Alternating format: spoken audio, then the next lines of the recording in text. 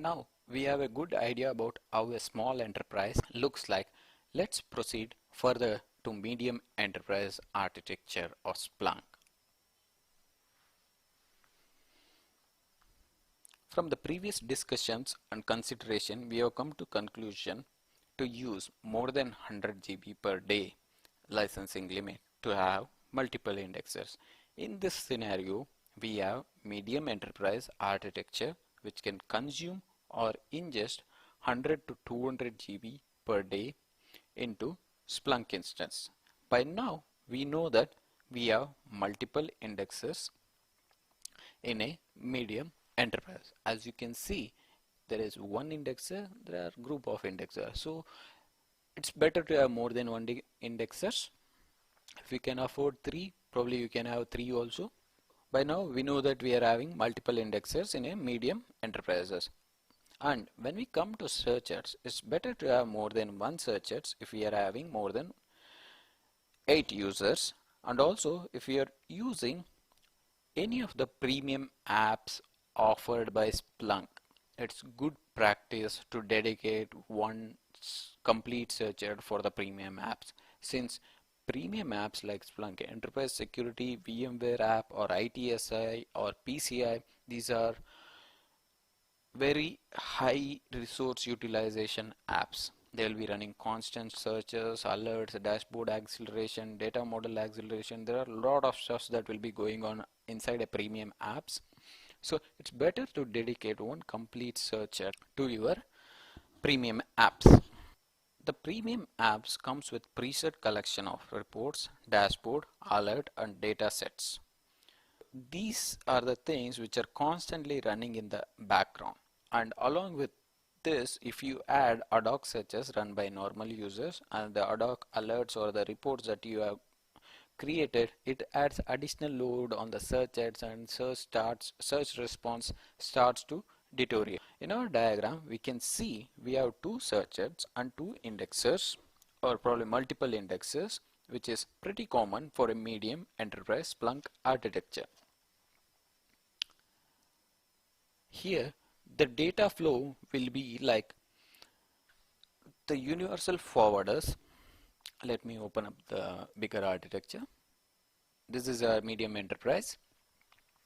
Here the data flow will be like the universal forwarders are fetching the data and feeding it to a group of indexers, and syslog devices also sending logs to our indexers direct. There is no intermediate any forwarders. If the syslog devices are noisy and much more causing trouble for the indexer, we can probably install a heavy forwarder in between. Now the data flow, we collected the logs using universal forwarder, sent it to indexer. The same indexer parses it and stores it. The searcher runs a query. Indexer takes the query and searches it on the storage and fetches the results and gives it back to searcher. This searcher uses this data for the visualization or alerting purposes. Now in this architecture everything seems to be fine for a medium enterprise, but as a Splunk architect your job is not yet done.